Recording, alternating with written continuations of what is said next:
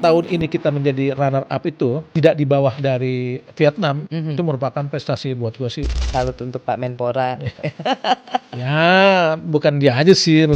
Mungkin kita nggak juara umum atau kita medalinya tidak mencapai Asal sepak bola asal ya. sepak bola kita itu bisa terobati gitu. Kemarin dapat pukulan telak setelah kita gagal kemarin Iya. di ronde keempat, kita gagal lagi sekarang ini. Iya. Memang luar biasa pukulan yang kita dapat itu.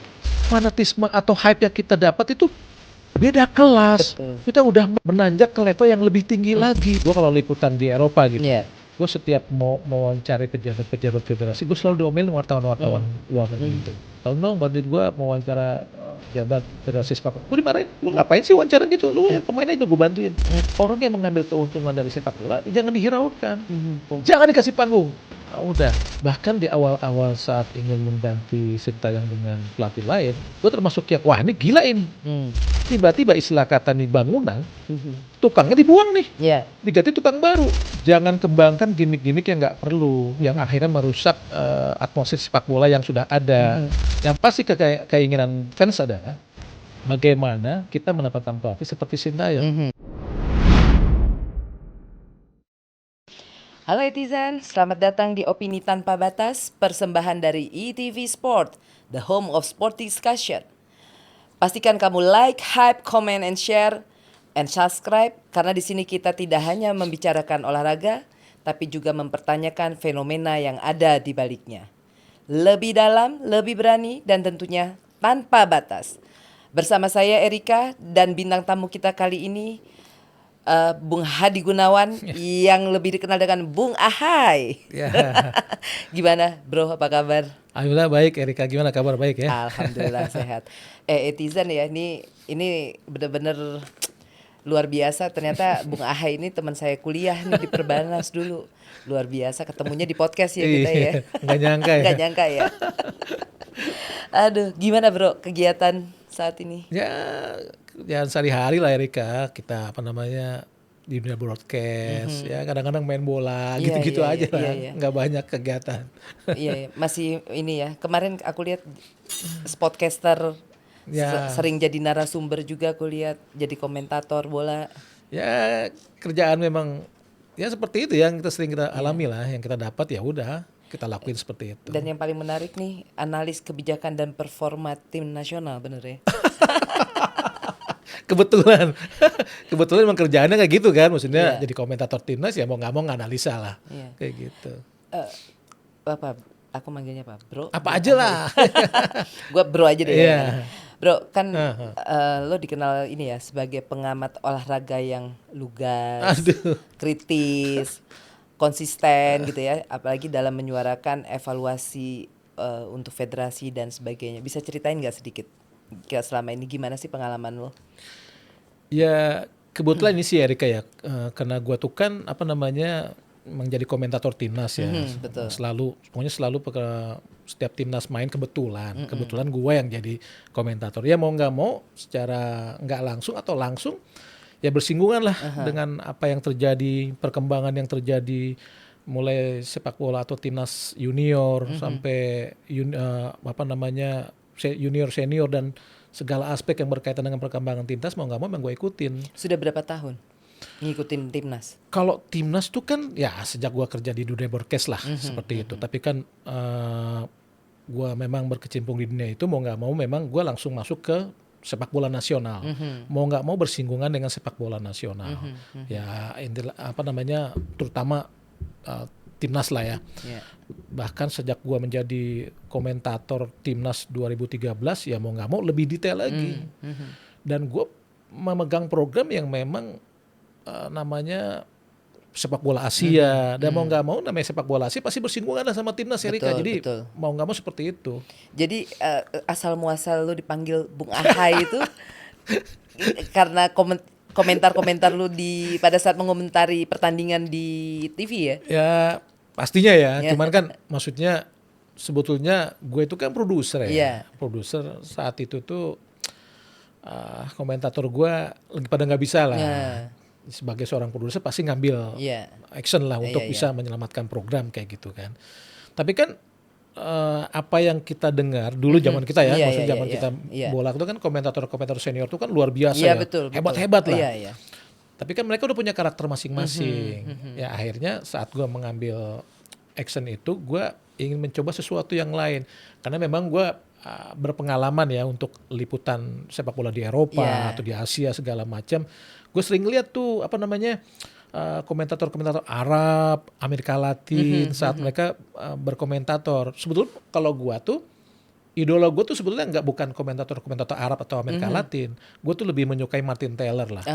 Gue bahkan pernah bertemu, ngobrol bagaimana jadi komentator.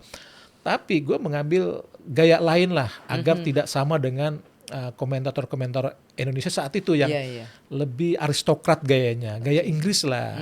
Ya gue mengambil gaya mix Arab dengan Amerika Latin. Akhirnya ya gue melakukan hal itu. Jadi saat gue menjadi komentator, Indonesia pengen lawan Filipina lah tahun 2013. Itu yang pertama? Itu yang pertama.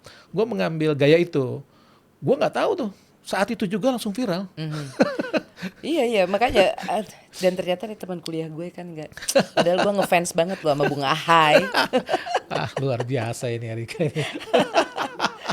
Tapi kan dulu seingat gue lu kuliah kan juga pernah jadi atlet bola kan?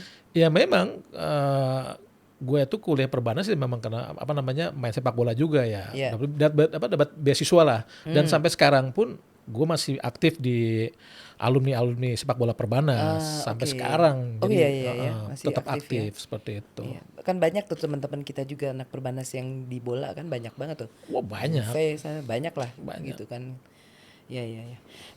Ngomong-ngomong kemarin gue lihat lo kan ngeliput SEA Games ya kemarin ya SEA Games ya. Gimana bro hasil SEA Games kita? Bola. Bukan hanya bola, kita bicara keseluruhan dulu olahraga. Kalau keseluruhan gue harus angkat topi ya, bahwa mereka itu kan inginnya dapat target 80 medali emas, tapi akhirnya mereka dapat 91 emas. Buat gue ini luar biasa. Dan sekarang ranking 2 lagi. Ranking 2. Kalau ranking 1 tuh susah lah. Itu pasti banyak faktor ya. Banyak faktor, itu pasti tuan rumah lah di mana-mana. Kita itu termasuk negara yang jika tidak menjadi tuan rumah itu sebetulnya hebat. Sejak kita ikut SEA Games tahun 77, sebetulnya kita baru kesandung dari tuan rumah itu kan tahun 85 dari Thailand lah. Tapi kan setelah itu kan kita ambil alih lagi. 91 kita 89 kita masih juara umum, 91 kita juara umum, 93 masih juara umum, 95 kita kalah lagi sama Thailand. 97 tapi kan kita rebut lagi. Jadi setidaknya tahun ini kita menjadi runner up itu tidak di bawah dari Vietnam, itu merupakan prestasi buat gue sih luar biasa. Bagus lah, oke. 2 tahun lalu masih di bawah Vietnam kita ya? Bawah. Masih di bawah Vietnam. Ya, Vietnam juga memang maju di segala bidang deh dia sekarang luar ya. Biasa. Ya. Nah di balik daripada pencapaian di SEA Games ya kemarin yang luar biasa, itu salut untuk Pak Menpora. Ya, bukan dia aja sih menurutnya. Betul. PBPB-nya pasti mereka yang ngebangun itu. Enggak, yang aku bikin salut itu gini, Bung Ahai. Mereka itu berprestasi di tengah-tengah banyaknya kisruh juga di federasi-federasi tertentu. Maksud aku ya banyak lah. Karena kemarin juga kita baru ngomong tenis meja itu ternyata federasinya pecah. Dualisme, tigalisme bahkan katanya sekarang. Terus kayak tadi juga di si atlet kickboxing kita tadi si Jerny itu ya. lebih banyak lagi itu federasinya. Itu dia sendiri bilang tuh atletnya ya dengan segala kemarin kekacauan yang ada di podcast ya? Thailand. Tadi. Itu dia cerita juga bahwa di dalamnya juga banyak terjadi friksi-friksi yang akhirnya yang merugikan atlet, yang dirugikan tuh atlet. Jadi ya itu tuh termasuk luar biasa pencapaiannya. Nah tapi di balik itu semua ada satu juga yang membuat kita kecewa berat kayaknya ya. Apa tuh? Iya gagalnya sepak bola kita. Gini.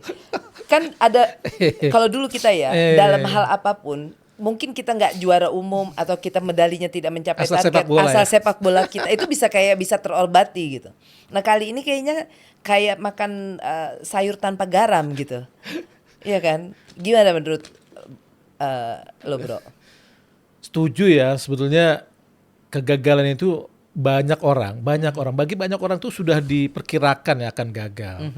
Karena memang itu menjadi kembali kita tuh mendapat pukulan yang sangat telak lagi untuk fans sepak bola nasional ya. Kembali mendapat pukulan telak setelah kita gagal kemarin di ronde keempat, kita gagal lagi sekarang ini. Memang luar biasa pukulan yang kita dapat itu. Sebetulnya apa yang terjadi saat ini gagal ke semifinal itu orang udah banyak ini ya, memprediksinya gitu loh. Soalnya apa? Kita itu saat dilatih pelatih sebelumnya ya untuk kelompok umur yang sama ya, timnas kelompok umur Sintayong, yang sama. waktu dilatih Sintayong. Sintayong, oke lah kita bicara Sintayong di Piala Asia U23 sebelumnya. Kita 4 besar loh. Luar biasa. GG banget lah kalau istilah anak sekarang tuh GG banget ya. Itu gila untuk level sepak bola Indonesia. Untuk level sepak bola Indonesia kita 4 besar Asia. Itu belum pernah terjadi. Waduh, nggak pernah. Lo kan berbelas tahun lah. Nggak pernah pokoknya kita mendapatkan prestasi seperti itu. Buat gue itu luar biasa. 4 besar Asia kita menyingkirkan Korea Selatan. Yang istilah kata dia ingin kembali menciptakan rekor untuk tampil di Olimpiade. Kita gagalin. Iya, betul. Luar biasa. Dan kita harus menjadi itu kan barometer standar kita harusnya ya kan. Harusnya sudah meningkat ya. Dalam berapa bulan kita gagal lolos ke kualifikasi Piala Asia U23. Gagal lolos di bawah pelatih Gerard Van. Terus kita masuk lagi AFF, kita gagal lagi untuk jadi juara. Kita disingkirkan sama Vietnam di final. Iya. Terus tiba-tiba kita akan tampil di SEA Games. Nah, itu kan si Gerard Van Denbroek udah bilang, waktu di AFF dia bilang gini, saya kecewa dengan kondisi fisik pemain yang hanya mampu tampil 60 menit. Gila nggak? Dulu Sintayong memiliki pemain yang kualitas fisiknya luar biasa, Erika. Waktu yang lawan Korsel 100 menit lebih mereka main. Iya, 120 menit ya. Sama adu penalti. Belum tambahan waktu. Iya benar. Kan luar biasa, masih mereka mampu berlari. Nah, pemain-pemain itu yang juga tampil di SEA Games di bawah asuhan Indra Safri. Itu saat melawan Thailand, saat pemain Thailand berjalan sudah tidak sanggup, pemain kita masih berlari. Itu kan hasil kondisi fisik yang ditempa oleh pelatih asal Korea itu. Waktu SEA Games yang 2023 ya? Iya, di Kamboja. Harusnya kan federasi itu bisa belajar, bisa menganalisa, mengkoreksi apa sih kelebihan timnas U23 saat menjadi 4 besar, apa sih kelemahan timnas saat gagal ke kualifikasi U23 atau di AFF, itu kan harus dipelajari agar bisa sukses di SEA Games. Tapi kan kita nggak pernah dengar sama sekali. Akhirnya kita bisa lihat sendiri, timnas kita gagal, luar biasa nggak? 2025 ini kayak catatan kelam ya jadinya ya. Dimana dan itu lucunya adalah hanya berbeda 1 tahun saja gitu loh. Belum 1 tahun. Belum 1 tahun ya.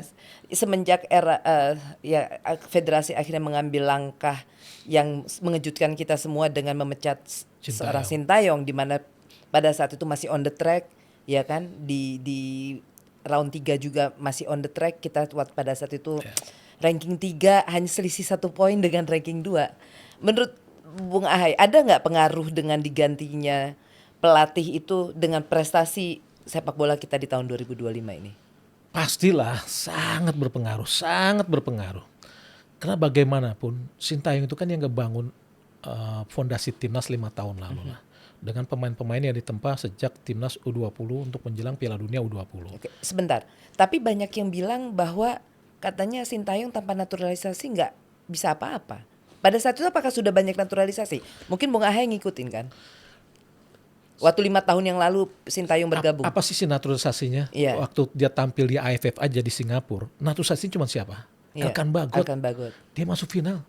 Artinya 1 tahun doang ya itu ya? 1 tahun. Waktu dia kualifikasi Piala Asia menuju Piala Asia yang di Qatar, siapa naturalisasinya? Elkan sama Mark Locke. Ya. Dia lolos. Saat tampil di kualifikasi Piala, bukan kualifikasi lagi, maksudnya terus ada tambahan kita namanya Jordi Amat tampil di Piala Asia.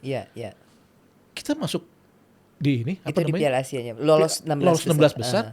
Jadi bukan semata-mata dia naturalisasi, toh berarti qualified tambahan pemain harusnya luar biasa. Pemain yang tampil di Serie A, Bundesliga, Prancis, Belanda. Tapi gimana? Ya lo bisa lihat dia lah. Jadi nggak bisa ngomong kayak gitulah. Maksudnya hanya mencari kesalahan tapi tidak melihat hasil yang sudah diciptakan seperti itu. Ya, itu yang kita sayangkan ya, karena memang tahun 2024 itu menurutku ya kita kan ngikutin, kita Iya. sama-sama udah seumur segini Iya. ya. Kita ngikutin bola itu dari zaman kapan. Tapi menurutku tahun 2024 kemarin tuh hype sepak bola Indonesia yang paling gimana ya? Kalau menurutku ya, nggak tahu Bung Ahai gimana? Ya Bang? sama pasti ya, Iya. seluruh rakyat Indonesia pasti merasakan itu semua ya. Maksudnya hype sepak bola tertinggi itu memang kita rasakan. Memang kita pernah merasakan hype sepak bola luar biasa sejak kita tampil di AFF, Iya. misalkan 2010 Iya, zamannya Christian 2010, Gonzalez iya, kan, iya, iya. Siapa Ivan Bahdim, Bahdim, iya. Bambang Pamungkas atau Firman Utina, atau kita bisa merasakan, ingat nggak AFF 2016 saat kita Iya. di Vietnam Iya. hampir kalah tapi bisa lolos ke Bisa, final, iya. luar biasa. Nah, hype itu memang sudah terjadi, atau Piala Asia 2007 lah. Hype itu memang selalu muncul karena memang biar bagaimanapun patriotisme penonton kita Iya, tuh betul. untuk mendukung timnas tuh luar biasa. Jangan dipertanyakan lah Jangan ya. dipertanyakan. Tapi levelnya berbeda kali Iya. ini. Ini levelnya adalah Piala Dunia yang kita lawan Australia, Iya. Jepang, Arab Saudi, Saudi. Bahrain, Cina.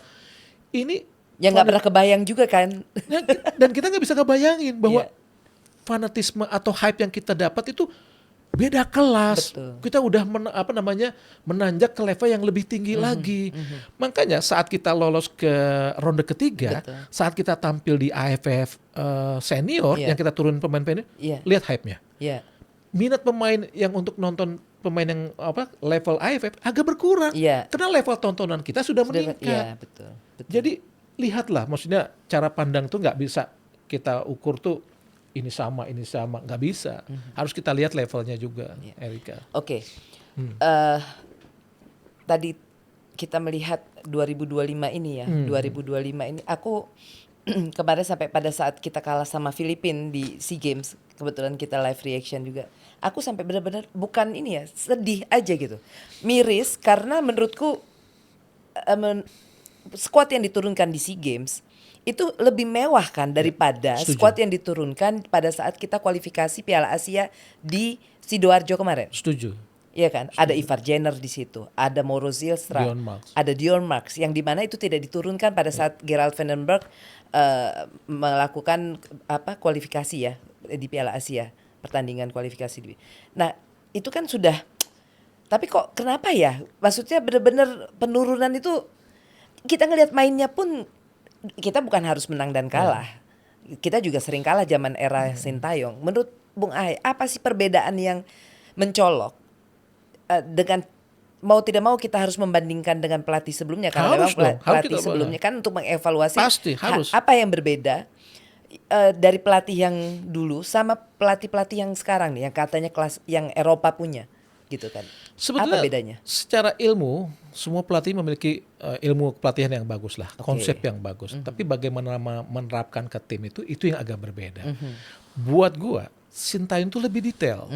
Dia tahu kelemahan pemain Indonesia dan kelebihannya apa. Itu yang dieksplor Per orang. per orang. Dan dia menyesuaikan dengan lawan yang dia akan hadapi. Itu kelebihan Sintayong. Nah kalau gua lihat dengan Gerard Vandenberg, dia nggak paham dengan kondisi sepak bola Asia, bagaimana melawan Filipina atau pemain kita sendiri kelebihannya seperti apa.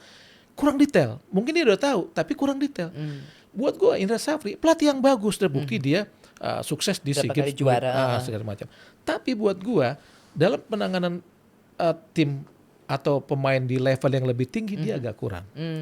Dia tidak bisa paham bagaimana bukan paham, maksudnya dia seakan tidak bisa bersaing, tidak bisa menemukan solusi saat menghadapi tim yang lebih tinggi atau selevel. Ya itu yang gua lihat. Dan terbukti Filipina bukan tim yang jelek, dia memang tim yang oke lah. Kita terbukti juga bisa melaju ke semifinal dan mengalahkan kita. Di luar kita kalah, Filipina memang bagus. Tapi di luar kita kalahnya itu adalah ketidakmampuan staf pelatih itu dalam bagaimana meningkatkan level permainan kita agar lebih tajam kuat lagi untuk menghadapi tim-tim seperti Filipina yang memiliki pemain-pemain yang cukup berkualitas. Dan terbukti walaupun kita terus mengurung dia, menekan dia, tapi kita tidak menemukan solusi untuk mengalahkan Filipina. Itu yang terjadi. Dan yang paling lucunya adalah mereka menggunakan throw in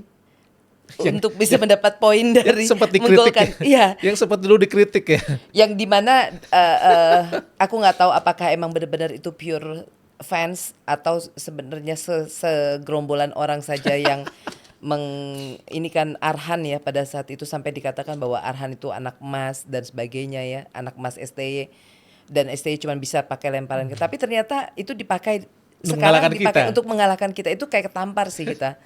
Gitu nggak sih kira-kira?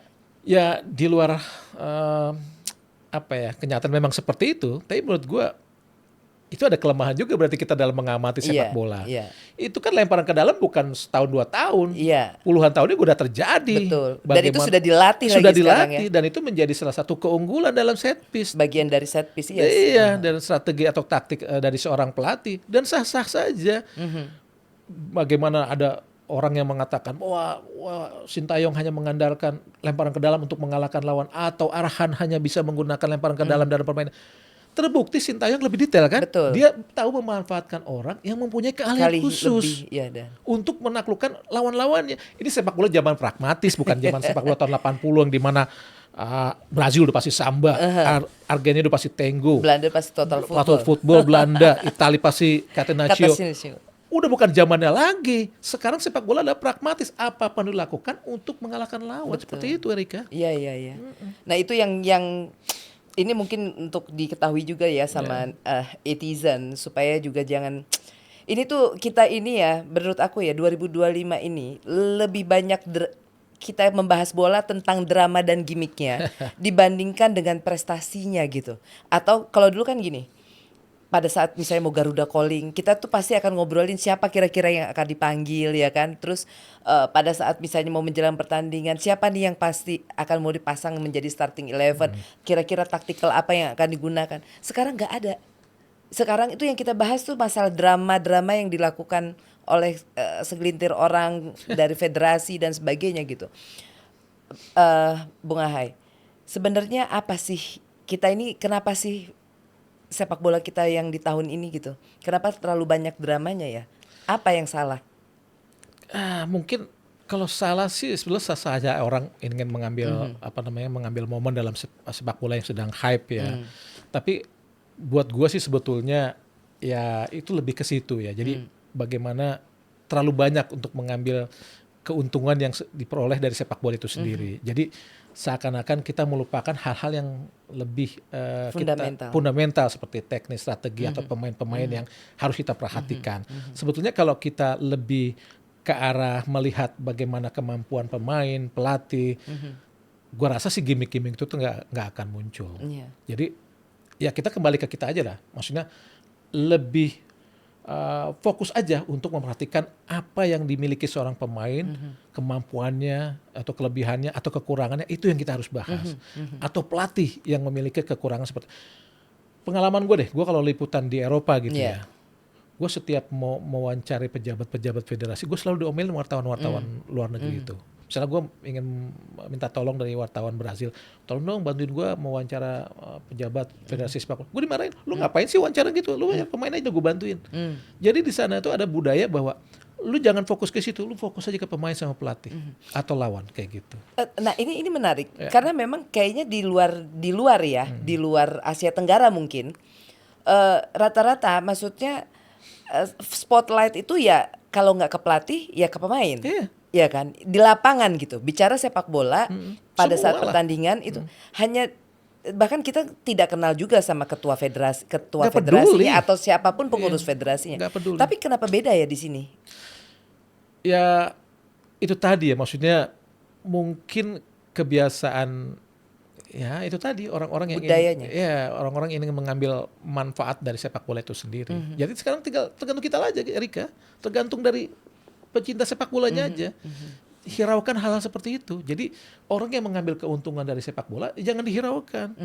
Nggak perlu diambil peduli. Maksudnya nggak usah peduli lah. Kita lebih fokus ke pemain atau pelatih atau tim atau lawan yang harus kita ituin. Jadi hal-hal seperti itu pasti hilang. Budaya-budaya seperti itu. Dulu soalnya zaman dulu deh. Misalkan waktu zamannya Sinyo Aliando hampir lolos ke Piala Dunia. Orang kan lebih ngeliat bintang bagaimana Bambang Nurdiansyah, Iya. Sain Irmin, Dede Sulaiman, Zulkarnain Lubis bermain, Brunei bermain, Ricky Yaakob. Ricky Yaakob setelahnya, Iya, maksudnya iya. pas Asian Games. Tapi bagaimana Heri Kiswanto menciptakan gol di Thailand Iya. saat melawan Thailand, tapi bagaimana Warta Kusuma bisa mematikan semua penyerang-penyerang hebat Thailand, atau Warta Kusuma atau kiper Hermans, kita lebih ke situ. Iya. Jadi budaya itu memang kita harus ciptakan dari kita sendiri. Jangan hiraukan, maksudnya orang-orang yang mengambil keuntungan atau manfaat dari popularitas sepak bola itu sendiri. Harusnya jangan dikasih panggung lah Jangan ya dikasih orang-orang panggung. seperti itu Iya. ya. Tapi memang tapi kalau menurut Bung Ahai mereka gimana ya? Blunder nggak sih ganti Sintayong dengan apa yang kita sekarang ini, kita udah bukan lagi bicara prediksi, tapi ini sudah fakta bahwa benar-benar 2025 ini, dan bahkan ini berpengaruh kepada animo masyarakat terhadap bola. Aku rasa kelihatan lah. Ini teman-teman yang akun bola, konten kreator dan sebagainya juga merasakan bahwa hype itu sekarang sangat menurun gitu. Terbukti kan memang blunder kan. Iya. Bahkan di awal-awal saat ingin mengganti Sintayong dengan pelatih lain, waktu itu mungkin belum terdengar Patrick Kluivert, gue termasuk yang wah ini gila ini, karena Sintayong sedang dalam track menanjak, maksudnya tren yang oke lah. Iya, trennya lagi, grafiknya masih bagus banget. Terus kemampuan tim juga mulai berkembang. Kan yang ngebangun tim nasional senior saat ini sebetulnya mau nggak mau kita suka nggak suka adalah Sintayong. betul. Dan tim itu sedang berkembang bagus dalam menuju perkembangan yang oke lah. Tiba-tiba istilah kata nih bangunan, tukangnya dibuang nih, Iya, diganti tukang baru, mandornya. mandornya. Iya. Nah itu kan akhirnya menghasilkan sesuatu yang Berbeda. di luar ini sendiri kan. Akhirnya terbukti kita benar-benar nggak inilah pokoknya nggak sesuai dengan keinginan kita lah seperti itu. Jadi menurut gue sih yang blunder, Iya. blunder abis. Dari pengalaman lo ya, 5 tahun lah kemarin ya meliput, kan pasti sering ya banget meliput. Terakhir kayaknya gue lihat lo lagi ngeliput AFF senior waktu itu di Solo ya. Solo di Manahan. Terus yang kita gagal juga sebenarnya. Lu melihat seperti apa sih bahwa ini gini. Aku ngomong begini nih karena gua tuh paling benci sama orang penyebar hoax. Maksudnya ini kita itu selalu diadu-adu. Gua nggak ngerti deh kenapa sekarang sepak bola itu jadi dipenuhi oleh buzzer-buzzer. Dan itu fakta lah. Kita nggak usah. Emang ada buzzer udah inilah. Tapi maksud aku kenapa harus seperti ini gitu? Dimana kita lagi dari sisi lu juga kan sebagai reporter, penulis juga, pengamat sepak bola juga. Apa sih gitu loh yang diinginkan sampai harus membuat sepak bola kita seperti ini gitu? Gini ya, gue harus ngomong, gue tuh kan lebih bicara kalau dalam gue jadi pekerjaan komentator, gue kan lebih bicara teknis. Betul. Bagaimana pertandingan itu akan dijalankan, siapa pemain bintangnya, apa pelatih, apa taktik pelatihnya, bagaimana lawan akan menghadapi lawan itu, gue lebih bicara di situ. Nah, di luar itu buat gue adalah ya itu tadi kembali lagi mengambil sisi-sisi yang di luar sepak bolanya. Jadi memang ya adalah orang-orang yang ingin kembali lagi, ingin mengambil keuntungan dari sepak bola itu sendiri. Jadi kembali lagi sebetulnya ke kita, Erika, nggak usah hirau lah, maksudnya hiraukan aja hal-hal seperti itu. Jadi menurut gue, ya pasti ada lah orang-orang yang bersikap atau bersifat oportunis atau pragmatis untuk mengambil ruang dalam popularitas sepak bola yang sedang hype. Itu menurut gue sih sebenarnya sah-sah aja, dimanapun sebenarnya sah-sah aja. Tergantung kitanya, kita melihat hal itu sebagai sesuatu yang bagus atau malah sesuatu yang jelek. Kalau memang sesuatu yang jelek, ya udah kita lebih fokus ke timnya aja. Biarkan ya sebenarnya ini juga sih koreksi buat media-media kita. Ya itu tadi kembali ke pengalaman gue saat meliput Piala Dunia, Liga Champions atau Piala Eropa, Asian Games atau Olimpiade. Orang nggak fokus di luar sepak bola di luar tim itu, lebih fokus ke timnya, pemainnya, pelatihnya, bagaimana lawannya, bagaimana pelatih lawannya, bagaimana penonton, bagaimana taktik strateginya. Ya lebih ke situ harusnya kita. Jadi ya koreksi diri kita juga bahwa lu nggak perlulah membuat hal-hal seperti itu menjadi lebih besar. Yaitu tadi nggak usah dihiraukan lagi. Maksudnya nggak usah kita harus Tidak usah hiraukan aja lah. dipedulikan lagi, Nggak usah ya. pedulikan lagi. Jadi kita lebih fokus aja bagaimana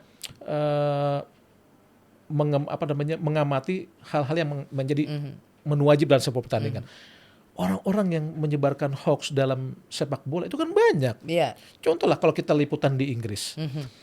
Di Inggris itu kan kalau wartawan bertanya kan lebih banyak, kenapa sih pemain lu kok tampilnya nggak oke? Gara semalam abis ini ya.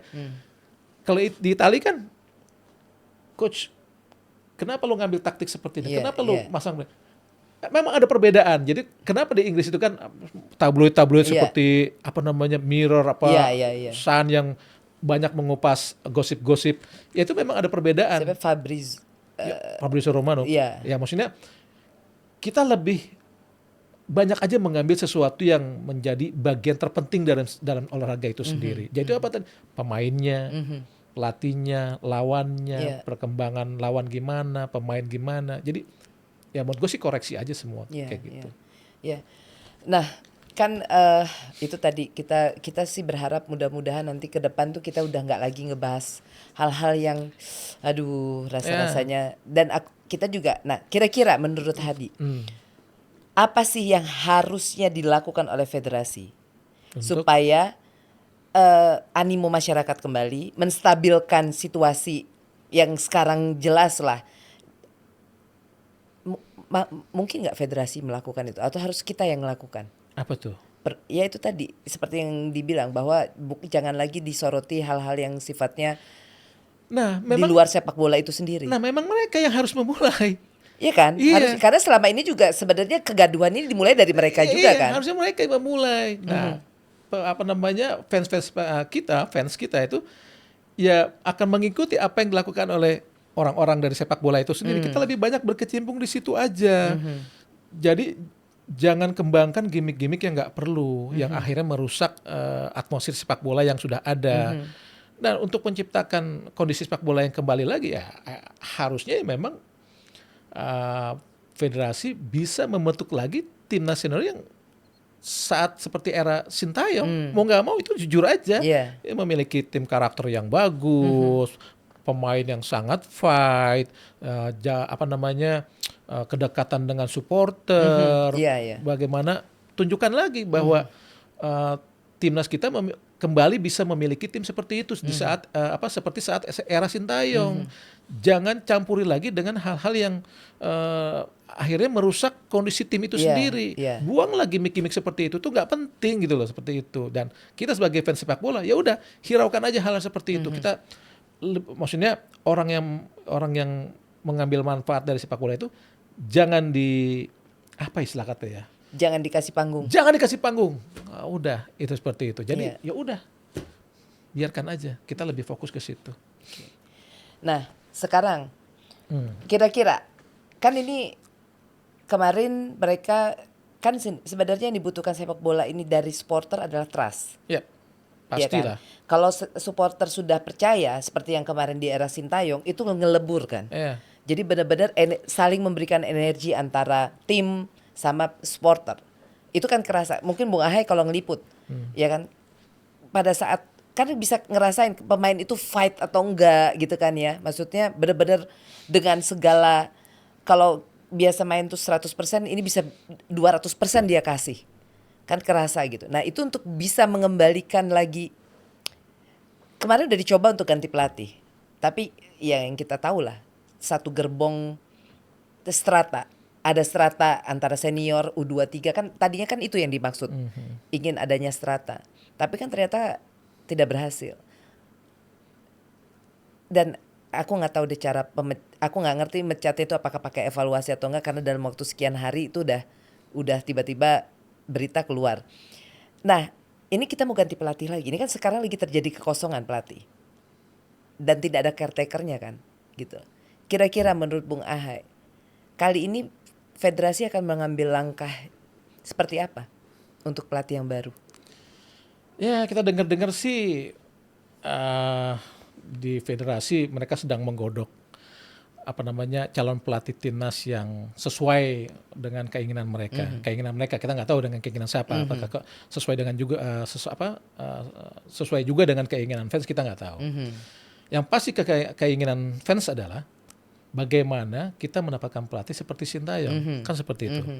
Bagaimana dia bisa tahu kekurangan dan kelebihan setiap individu dan detail tim dari yang diasuhnya dan juga lawan-lawannya. Itu yang diinginkan fans. Nah sekarang federasi paham nggak dengan keinginan fans seperti itu? Nah, apa yang dicari? Dari kacamata gua, pelatih Indonesia harusnya pelatih yang benar-benar seperti Sintayong memang. Dia harus detail, tahu kekurangan, kelebihan pemain Indonesia. Nah, kira-kira dapat nggak nih federasi untuk mencari sosok pelatih seperti Sintayong saat itu? Itu yang kita tunggu. Dan dia keras di dalam lapangan, tapi dia kebapaan di luar lapangan gitu ya, sepertinya kayaknya ya hubungannya. Kalau keras sih apa ya?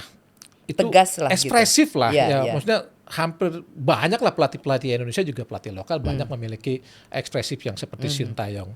Tapi Sintayong itu ingin seakan mewakili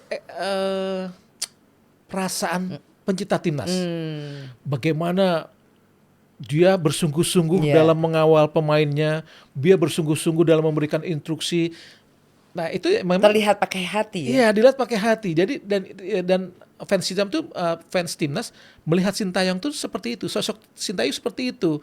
Jadi memang sesuai dengan keinginan pencinta timnas.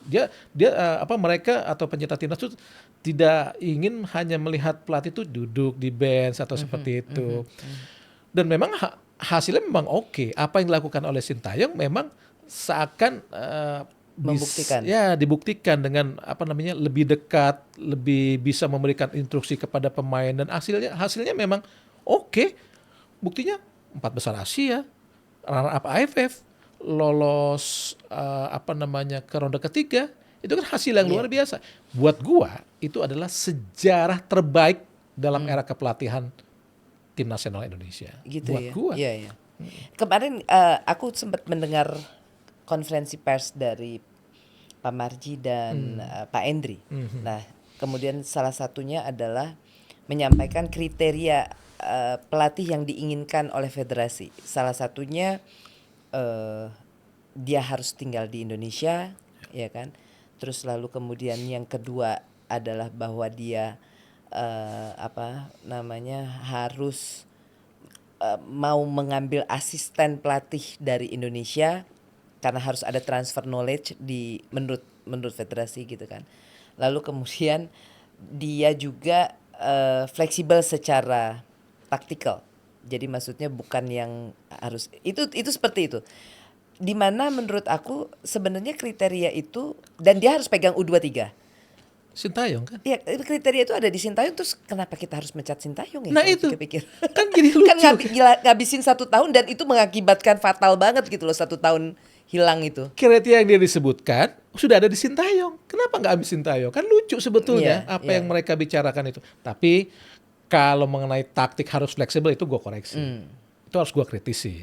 Gak mungkin lah pelatih didikte tentang harus fleksibel tentang filosofi bermainnya maksudnya. Filosofi bermain pun ya nggak bisa juga, itu pembawaan pelatih. Pelatih itu selalu membawa konsep dan filosofi. Masa kita dikte lu harus filosofi seperti ya nggak mungkin bisa lah. Filosofi pelatih itu sudah dibawa sejak dia melatih.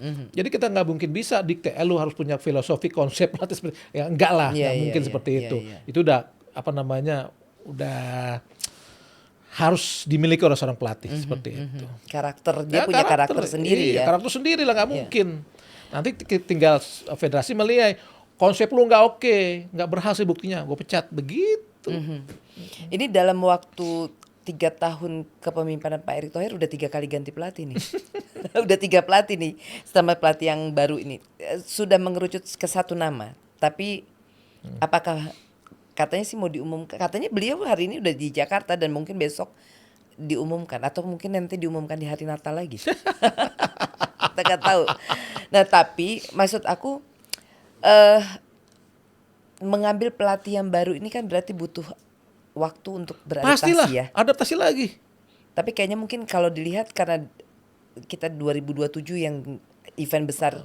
Tapi Piala ada Asian Games kan di 2026. Ada di Nagoya. Iya kan? Itu kan pasti kita juga ngirim tim sepak bolanya kan? Ya, harusnya sih begitu. Iya. 4 tahun lalu yang ngirim kok di Hangzhou. Iya. Oke. Nah, kira-kira menurut Ahai kalau kita ngambil pelatih dari tadi ya, kalau kita lihat katanya namanya John Hetman. Hartman, ya. Itu ini nggak sih bisa kira-kira bisa cepat nggak sih dia beradaptasinya? Kembali lagi ya, berapa tahun Sintayong? 5. 5 tahun. Kepotong COVID lah, efektif 3 tahun setengah. Potong COVID. Dan dia pelatih Asia yang pernah bersinggungan untuk melawan Indonesia. Dia memiliki reputasi pelatih yang sukses di klubnya menjadi juara Liga Champions Asia. Jadi secara reputasi dia Asia, dia paham kekuatan sepak bola di Asia. Artinya apa? Dia paham calon lawan-lawan kita. Iya, iya. Dia sudah menguliti. Tahu petanya Tahu ya. petanya harus bertarung dengan Jepang seperti apa, lawan Saudi seperti apa, lawan negara-negara Arab seperti apa, lawan Cina seperti apa. Sintayong paham. Dan bagusnya juga adalah Sintayong juga paham sepak bola kita. Kenapa? Dia sepak bola timnas dia pernah melawan Indonesia. Di klubnya pun dia pernah melawan Indonesia. Secara kultural sepak bola Indonesia sudah diketahui oleh Sintayong. Makanya saat dia melatih Indonesia dia sudah tahu Apa yang harus dia lakukan. Nah, seperti itu Erika.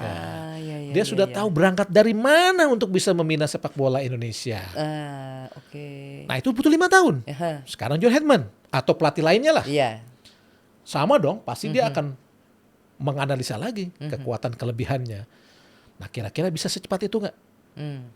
Itu aja. Kalau secara reputasi, menurut gue sih oke-oke lah. Nah, tapi kan dia juga ada juga kelebihan, ada kekurangan, pastilah. Sama Sintayong juga seperti itu. Betul. Tapi intinya Sintayong paham apa yang harus dilakukan oleh untuk sepak bola Indonesia dari Sintayong. Seperti itu. Iya, iya. Dan apa namanya itu menarik karena aku melihat bahwa salah satu kan sebenarnya opsi yang menurut kita ya mungkin fans nih ya, aku ngomong sebagai dari sudut pandang seorang supporter, logikanya menurut kita yang paling masuk akal itu sebenarnya pada saat gagal kemarin lawan sama Patrick, ya kenapa nggak kita bawa kembali saja Sintayong, itu kan lebih jatuhnya secara finansial juga lebih efektif. Nggak perlu waktu lama untuk beradaptasi lagi karena beliau udah paham banget lah gitu kan, tadi karakter pemainnya dan sebagainya, juga dia sudah paham dengan karakter supporter sepak bola Indonesia dan itu penting menurutku. Pasti penting banget. Iya kan, karena kan kemarin terakhir Pak Ketum bilang katanya pelatih banyak yang kita sulit mendapat pelatih karena bullying dan sebagainya lah dari supporter dari fans Indonesia ya gitu. Oke, dari netizen Indonesia. Nah tetapi ini kan lain. Ini kan ya mungkin katanya tidak mungkin lah udah stay. Oke, kita move on. Oke. Nah masalahnya adalah pelatih yang baru ini bisa nggak dia beradaptasi dengan bukan hanya tadi masalah sepak bola Asia atau karakter sepak bola Indonesia dan karakter pemain-pemain sepak bola Indonesia. Tapi dia paham dia bisa nggak beradaptasi dengan karakter supporter sepak bola Indonesia, terutama menurutku karakter pengurus federasinya. Karena kita agak berbeda nih ya. Kalau di luar kita nggak pusing dengan federasi, kalau di sini harus pusing sama federasi. Sebetulnya sebagai pelatih profesional, ya dia pasti bisa lah beradaptasi. Intinya adalah masalahnya secepat apa dia bisa beradaptasi. Seperti apa adaptasinya, itu yang penting. Idealnya memang kita kembali lagi untuk mengambil Sintayong. Idealnya ya. Karena memang kita tidak perlu lagi adaptasi. Dia langsung jalan. Sudah tahu karena pemain-pemainnya masih itu juga kan. Iya betul. Nggak perlu lagi banyak, paling dia hanya mengupgrade taktik strategi yang bisa disesuaikan dengan lawan-lawan berikut. Karena pasti taktik strategi Sintayong pasti udah kebaca sebelum-sebelumnya. Ya, kalau kita mengambil Sintayong lagi, idealnya memang Sintayong harus mengupgrade hal itu. Nah, kalau pelatih baru, ya seperti yang Erika bilang, selain adaptasi dengan kultural sepak bola kita, fans dan ya federasi kita yang banyak bibu semua segala macam, itu menjadi PR lagi. Sekarang mampu nggak dia tahan dengan sabar nggak dengan hal seperti itu? Pelatih Eropa loh, belum tentu dia sabar. Dan pelatih Eropa itu kan Strict gitu ya. strict, terima bersih. Iya. Bukan Sintayong, pelatih Asia yang lihat kekurangan pemain, Mau. mau lagi diperbaiki. Lalu pasti lu jelek. Stamina lu nggak bagus. Disiplin lu kurang oke. Diperbaiki. Termasuk masalah makan segala Semua. macam. Pelatih Eropa nggak mau tahu. Pokoknya dia datang, gue punya konsep strategi seperti itu, filosofi seperti itu, lu sesuaikan. Lu nggak mampu, lu nggak main. Kan begitu. Sekarang dia mau nggak untuk mengubah kultur sepak bola kita yang pernah diperbaiki oleh Sintayong, dilakukan oleh pelatih baru ini. Itu yang harus dipahami. Apalagi sekarang dia juga akan pegang U23 kan? Pastinya. Gitu loh. Kalau menurut apa yang dibicarakan federasi, dia memang akan menangani tim muda juga. Nah, dia tahan nggak dengan kekurangan-kekurangan dari pemain-pemain kita? Jujur ya, pemain kita tuh banyak kurangnya. Udah jujur aja, itu realistis lah. Nggak kita sudah paham lah bagaimana pemahaman bermain, bagaimana pemahaman taktik, bagaimana teknik-teknik dasar. Kita memang kurang. Mau nggak dia memperbaiki itu? Bahkan yang fundamental sekedar masalah passing dan sebagainya pun itu masih banyak kekurangan ya. Banyak kekurangan. Tahan nggak dia dengan kekurangan-kekurangan seperti itu? Mengeluh nggak? Kalau sampai mengeluh bahwa dia, wah pemain Indonesia, kayak contoh lah, Gerard Vandenbroek. Iya, contohnya. Saya kecewa pemain hanya main. Loh, sebelum dia menangani dia nggak tahu. Kan lucu. Emang yang diharapin seperti apa? Dia seperti apa? Kok tiba-tiba dia ngomong, saya kecewa pemain hanya mampu bermain 60 menit. Itu yang dikoreksi sama Sintayong. Makanya dihajar itu stamina pemain. Sampai muntah-muntah, sampai dia nggak mampu bangkit. Semua seperti apa. Ya itu kekurangannya. Makanya diperbaiki. Nah tiba-tiba dia mengeluh. Nah jangan-jangan akan berkata seperti itu lagi. Jangan sampai. Mudah-mudahan sih enggak lah. Mudah-mudahan dapat yang oke lah. Tapi aku dengar-dengar kemarin katanya seorang John Hartman ini adalah termasuk motivator. Dia punya kelebihan bisa memotivasi timnya, dan dia juga concern ke pemain-pemain muda ya, kayaknya seperti kemarin yang dilakukan Sintayong. Tapi kan the problem is adalah materi pemain Kanada ini kan, walaupun dia juga kemarin jarang-jarang dia masuk Piala Dunia. Mungkin kemarin yang pertama kali ya yang dia loloskan ke Piala Dunia.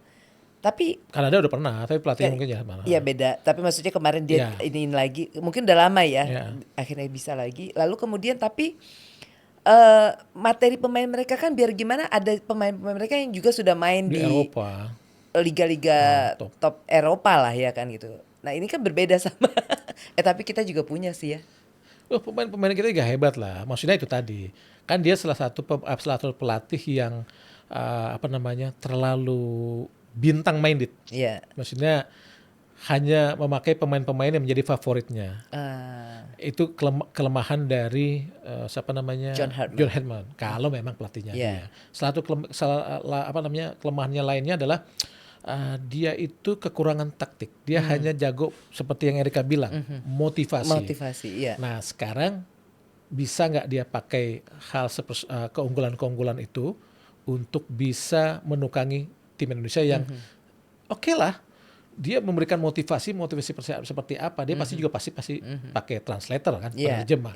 Sekena apa pemain itu mendapatkan motivasi, karena bahasanya bukan dari seorang pelatih, pasti dari translator. Bisa sekena itu nggak? Yang dibutuhkan adalah kembali lagi hal teknis. Hal teknis lagi. Masalah motivasi pasti dapat dari manajer. Karena bahasanya lebih kena. Tapi kita juga lagi nggak punya manajer. Ya, ntar gak ada lah. Ntar ada lagi pasti manajer. Kayak gitu. Oke, tapi tadi ya kita bicara bahwa ini bakalan akan ada pelatih baru lagi. Permasalahannya tadi kan masalah waktu. Pastinya. Iya kan?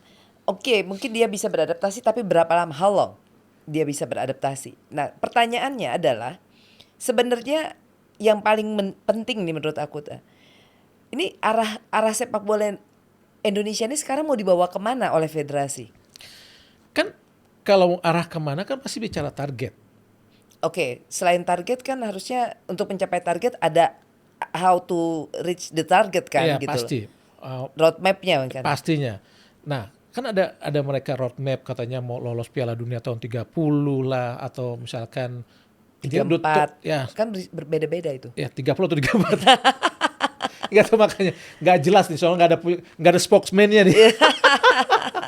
Nah, makanya kalau bicara roadmap atau target misalkan, lucu sebenarnya. Kalau roadmap itu kan harusnya Detail. detail Iya, atau iya. 20 10 30 tahun tahun ke depan, baru yes. ke depan Iya. kita bicara roadmap.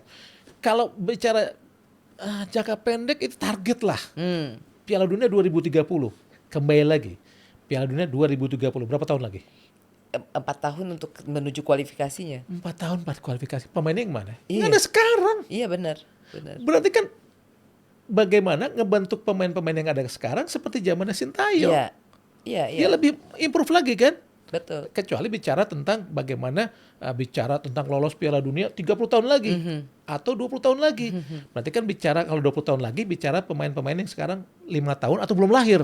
Grassroots. Grassroots. Nanti, kita akan bicara grassroots itu kan. 5 tahun atau yang belum lahir. Berarti apa yang kita siapkan? Infrastruktur dan Yes. konsep atau filosofi sepak Betul, bola Indonesia ke depan. betul. Ekosistemnya kita. Ekosistem yang kita kembangkan. Iya. Udah ada belum? Itu makanya. Makanya sampai sekarang kita belum lihat. Ya, ya. Kalau bicara tentang target, ya itu tadi 2030 katanya lolos Piala Dunia, itu jangka pendek. Jangka panjangnya adalah itu tadi roadmap itu. Nah, bisa nggak? Ada nggak? Ada nggak? Berapa puluh tahun berkecimpung di sini ada nggak? Mana?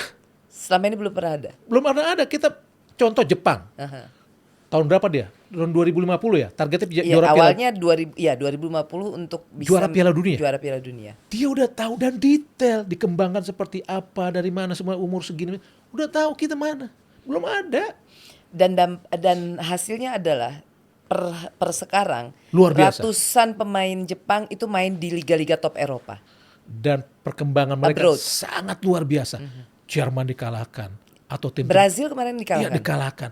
Tim-tim besar sudah mereka kalahkan. Itu kan sinyal Yes. bahwa mereka mungkin nggak butuh waktu panjang lagi Lebih atau cepat bahkan lebih bisa. cepat untuk jadi juara Piala Dunia, karena lawan-lawan yang notabene level atas dunia sudah mereka kalahkan. Benar. Jadi luar biasa. Nah, itu ada nggak? Kita jujur belum ada, Erika. Belum ada. Belum ada. Karena kan selama ini simpang siur.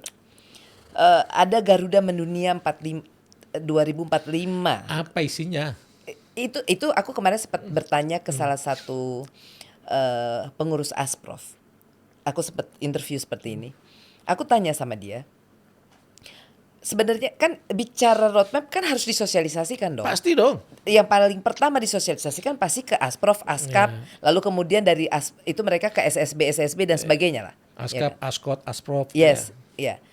Pernah nggak terima atau pernah baca nggak apa sih itu gitu? Nggak pernah.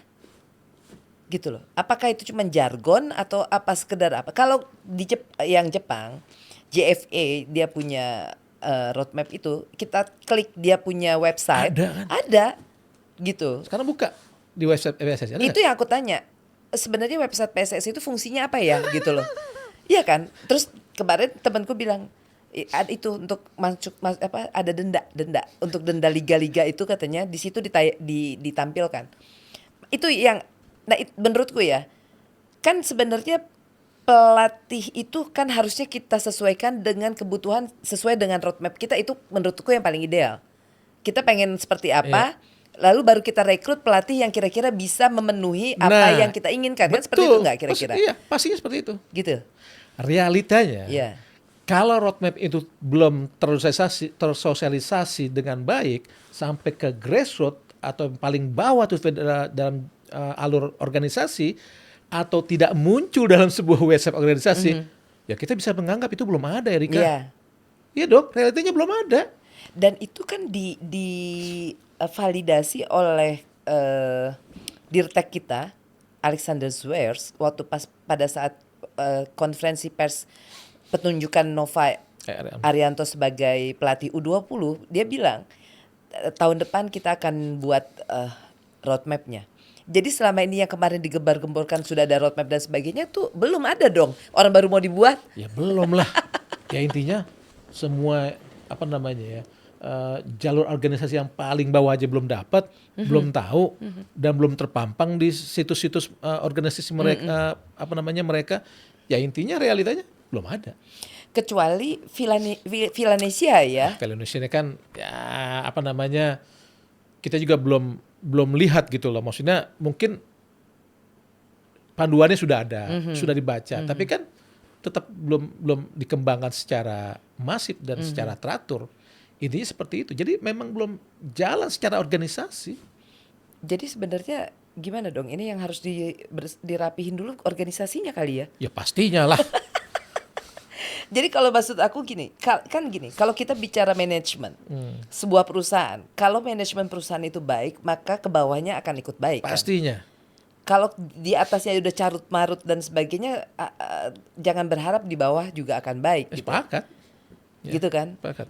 Nah sekarang kira-kira dengan kondisi situasi federasi kita yang seperti ini, apakah mereka memang saat ini yang terjadi adalah misorganisasi?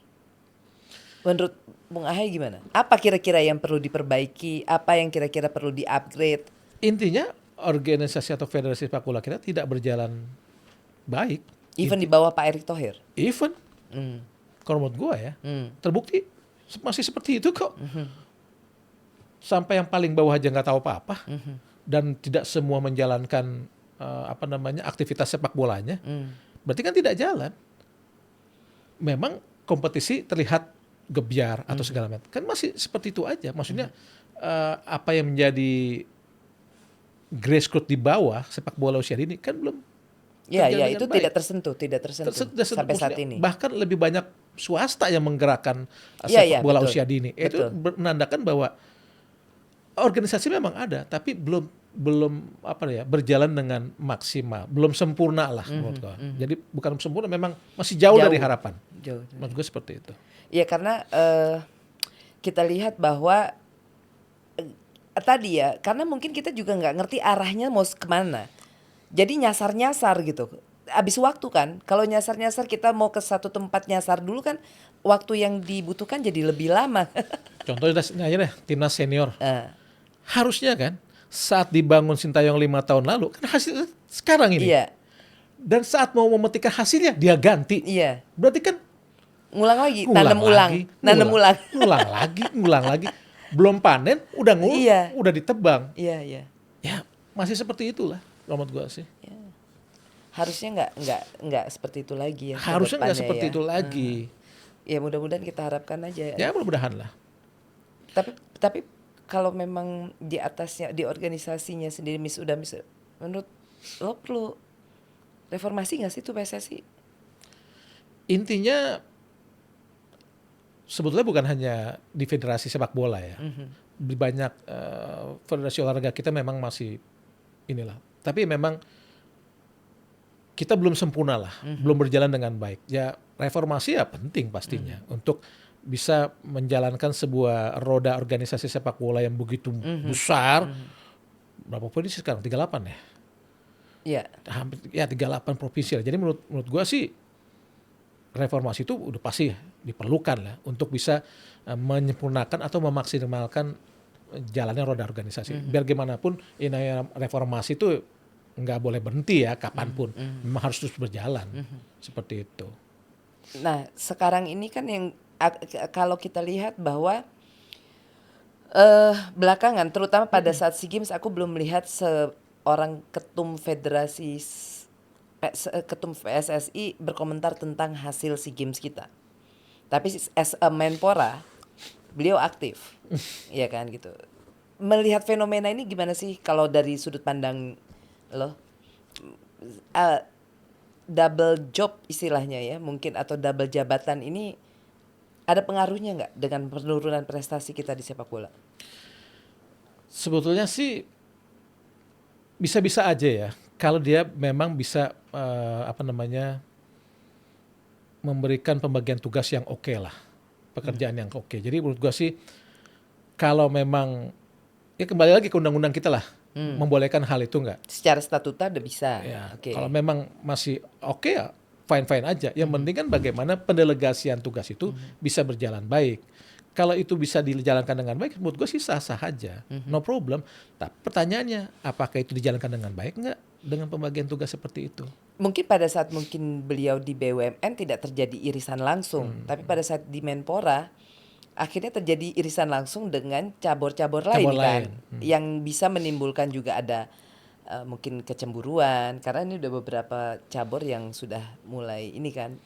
Intinya kan ini Erika ya, Ini kan ada konflik of interest jadinya. Pasti. Maksud gua, kalau dijalankan dengan baik roda organisasi itu, misalkan pembagian yang adil dengan seluruh cabang, kan fine-fine aja sebetulnya. Atau federasi yang masih tetap di bawahnya dijalankan dengan baik, kan sebelum no problem. Nah itu tadi pertanyaannya, apakah itu bisa dijalankan dengan baik atau tidak? Kan itu sebetulnya. Dan parameternya adalah dari hasil dong. hasil misalkan, dan terbukti ternyata misalkan timnas gagal. Nah harusnya menjadi koreksi buat PSSI-nya. Kenapa sampai timnas itu Sampai segininya dalam sampai hanya segininya dalam waktu singkat, 1 tahun singkat Iya. memiliki prestasi yang sangat-sangat tidak oke. Nah, itu menjadi, maksud gua, nah ini bahkan di PSSI-nya bukan di cabang lainnya, Iya, maksud betul, gua. betul, Jadi betul. menurut gua ya tinggal tergantung bisa nggak dia memberikan pendelegasian tugas dengan sangat baik. Maksudnya manajemen organisasi itu dijalankan dengan baik atau tidak. Jadi kalau dengan cabang lain, kalau pembagiannya adil, sebetulnya nggak masalah. Iya. Menurut gua ya. Iya. Nah, intinya itu seperti itu. Jadi adil atau tidak dengan cabang lain, atau bisa nggak di cabang itu sendiri roda organisasi tetap berjalan dengan maksimal. Seperti itu. Ya. Oke, ini luar biasa loh, menarik banget. Cuman gini, kalau misalnya nanti pada saatnya, ini kan sudah terlihat bahwa ini hasil kita di sepak bola itu sangat-sangat tidak memuaskan. Ya. Lalu dicoba, mungkin ya, aku nggak tahu, hiburan kita sekarang yang menghibur kita adalah hasil dari ACL, di mana Persib bisa lolos, ya kan, agak sedikit menghibur lah di situ. Tapi menurut lo ada nggak sih usaha untuk menutupi kegagalan kita di timnas, ya kan? Dicoba untuk di cover melalui Persib gitu, liga. liga maksudnya. Iya, maksudnya sorry, ACL itu kan, makanya masif kan, beberapa pemain-pemain ini kita juga ditarik kembali. Kalau menurut gue sih prestasi Persib saat ini lolos ke 16 besar ACL 2 di luar tentang performa timnas buat gue. Memang Persib berprestasi di ACL 2 itu memang ya kena buah dari mereka. Ya. Dari awal bagaimana mereka sudah menetapkan target. Bahwa mereka setelah back to back menjadi juara liga, mereka fokus ke Asia. Yeah. Itu yang menjadi nilai plus dari Persib saat ini. Dan buat gue itu luar biasa. Karena beberapa tahun sebelumnya banyak klub-klub Indonesia tidak memandang kompetisi di Asia atau Yeah, internasional. yeah. Itu merugikan. Iya. Nah Persib tidak. Itu yang membuat peringkat kita turun ya. Turun. Iya. Nah Persib tidak, saat mereka back to back, mereka sudah memutuskan mereka harus sukses di Asia. Makanya mereka merekrut banyak pemain-pemain baru seperti Barba, Julius Caesar, Macicardi, Luciano, Tom Haye, Renders, Raymond Tenki, William Barros. Bagaimana mereka merekrut banyak pemain-pemain baru agar bisa bersaing di Asia, agar bisa meraih prestasi bagus. Karena bagaimanapun prestasi bagus Persib di Asia akan mendongkrak koefisien kompetisi kita. Ini yang tidak disadari oleh federasi. Jadi buat gua prestasi Persib atau performa Persib di luar terpuruknya timnas. Karena memang mereka sudah memutuskan dari awal untuk bisa berprestasi di Asia. Luar biasa buat gua. Dan manajemennya juga bagus ya. Bagus. Iya. Aku lihat juga gitu. Jadi memang mereka organisasinya secara organisasi itu dijalankan dengan benar gitu. Hubungan dengan supporternya juga luar biasa, fanatisnya kan luar biasa ya supporter. Itu. Jadi mereka tuh udah ekosistemnya di Persib itu sudah mulai terbangun baik gitu. Ya kan, itu yang kita lihat perbedaannya dengan ekosistem sepak bola nasional secara keseluruhan gitu. Ya enggak ini. Nah, tapi ACL ini kan diharapkan untuk bisa mendongkrak kita punya posisi yang kemarin katanya di bawah Liga Kamboja. Ya kan, yang seharusnya tidak seperti itu kan gitu. Tapi banyak hal. Ini juga Dewa United juga lolos ya gitu ya. Itu bisa membawa angin segar. Pastinya. Tapi ini di luar timnas ya. Di luar timnas. Di luar timnas ya. Nggak ada ininya kan. Ya pokoknya performa Dewa United di Challenge, performa Persib di ACL 2 itu di luar performa timnas yang sedang terpuruk. Karena memang mereka dari awal, lihat aja bagaimana mereka melakukan investasi pemain-pemainnya di Persib dan Dewa United. Betul. Itu memberikan mereka sebenarnya selain untuk menyiapkan timnya di liga, mereka juga menyiapkan timnya di level internasional. Iya. Ini yang harus Arahnya jelas. Iya. Ini yang harus bisa ditiru oleh klub-klub lain di Indonesia. Saat mereka berkompetisi, tujuan mereka jangan hanya nasional, tapi internasional. Karena dengan meningkatnya level klub mereka di Asia, itu kan akan membawa performa yang bagus juga buat para pemain kita. Iya. Karena mereka terbiasa dengan bertanding di level yang tinggi. Itu akan membawa kemajuan akhirnya buat timnas. Seperti itu. Jadi kemajuan di klub itu sebetulnya buat mendongkrak timnas juga selain mendongkrak kompetisi. Berarti mindsetnya juga sudah mulai yang di klub-klub lain juga harus sudah punya mindset yang harus lebih berubah. Ini ya Internasional. Go internasional. Iya. Ya itu sebenarnya yang dulu diharapkan Sintayong, bahwa mindset itu levelnya sudah harus naik kelas lah naik istilahnya. kelas seperti itu. Gitu. Oke, terakhir. Kita kemarin sempat dihebohkan dengan berita rasis kemarin, bahwa kayak Yance bersaudara kan menerima komentar-komentar yang bersifat rasis, dan itu bukan baru pertama kali.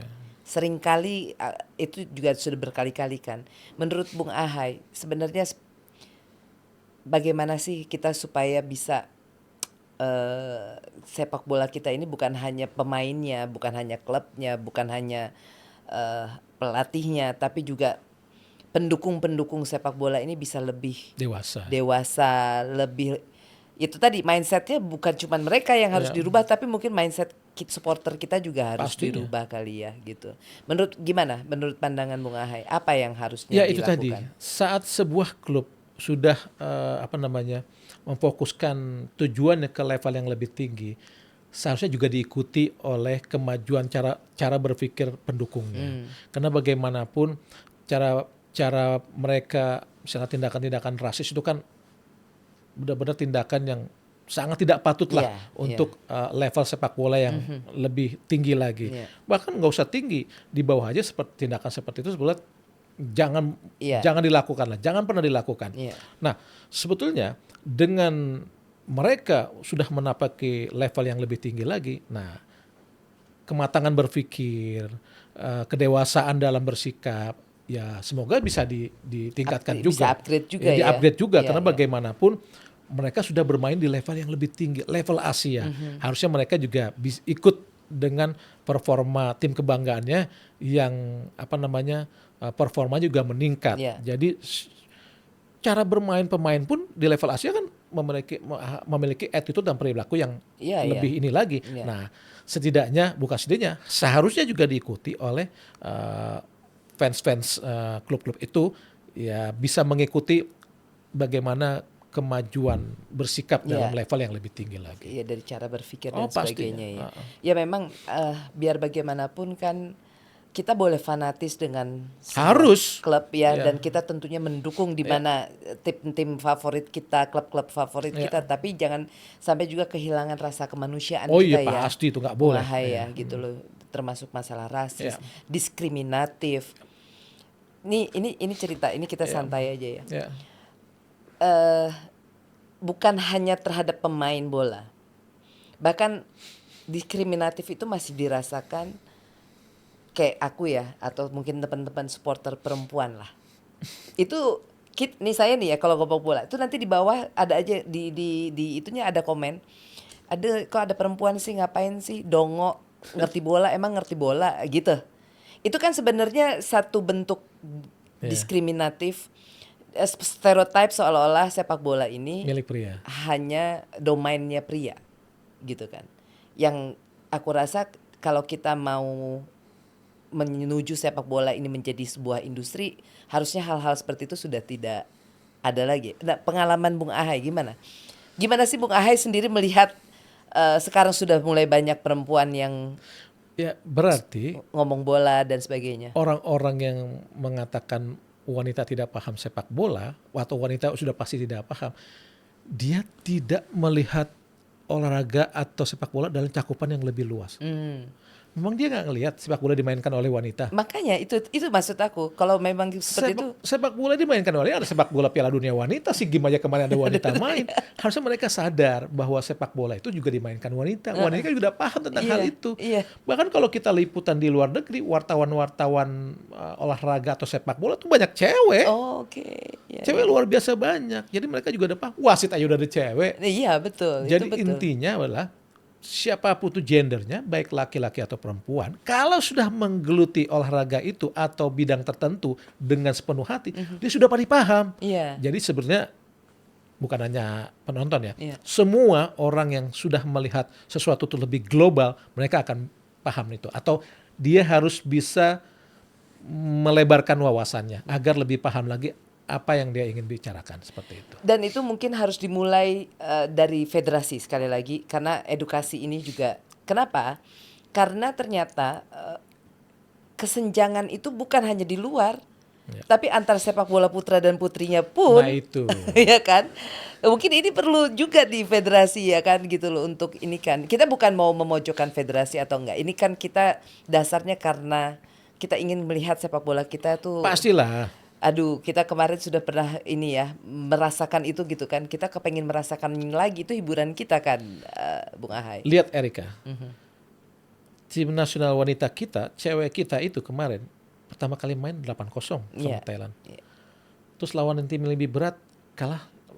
Lawan siapa kemarin ya? Vietnam. 5-0. Terus tiba-tiba kalah lagi lawan Thailand, jadi 2-0.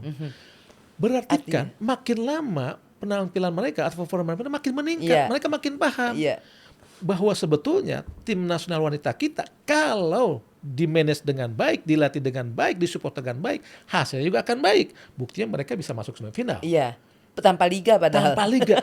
Nah, bagaimana federasi untuk mendukung perkembangan sepak bola kita?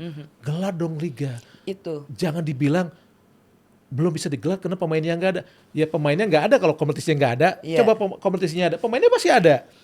Tapi sepak bola putri ini ya, waktu pada saat ada salah satu exco katakan suruh cariin pemain 200, kita butuh 200 pemain dan segala macam.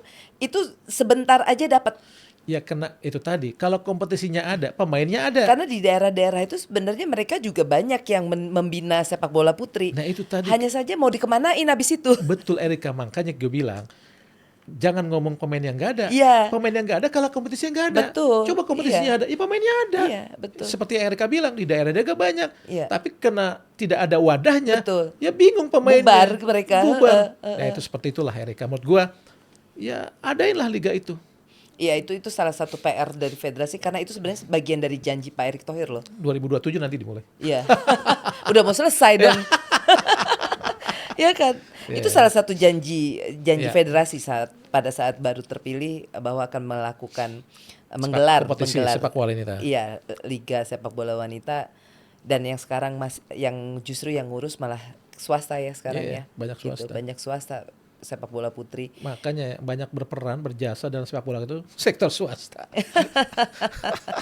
Tapi memang kalau dulu kan ada bapak angkat apa ya gitu ya. Dulu kan jadi tidak terpaku dengan melulu dengan anggaran ini gitu ya, pembinaan dan sebagainya lah gitu kan. Dulu tuh kalau nggak salah tenis meja tuh ada, aku dulu tenis ya, pernah itu ada bapak angkat gitu ya, yang kalau kita keluar gitu dibiayain dan sebagainya. Itu swasta ya, maksudnya swasta, kembali ke swasta.